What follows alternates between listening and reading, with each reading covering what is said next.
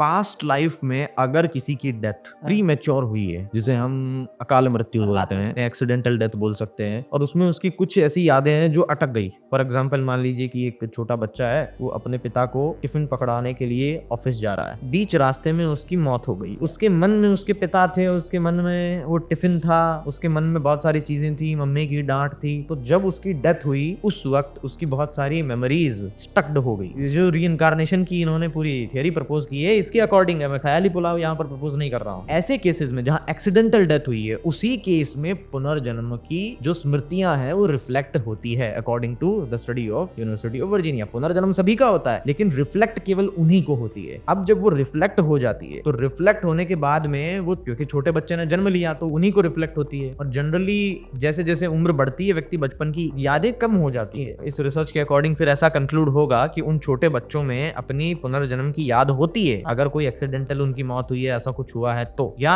As general भी, लेकिन वो उसे बयां नहीं कर पाते हैं। और जब वो बयां करने लायक बनते हैं, तब तक उनकी वो स्मृति धूमिल हो चुकी होती है। तो बहुत कम लोग उस कड़ी में पहुंच पाते हैं जो उस बयां करने लायक उम्र में भी पहुंच जाएं और उनकी वो मेमोरी भी बच जाए। और उन्हीं चुनिंदा लोगों का केस हम एज ए रीइंकार्नेशन पढ़ते हैं, सुनते हैं।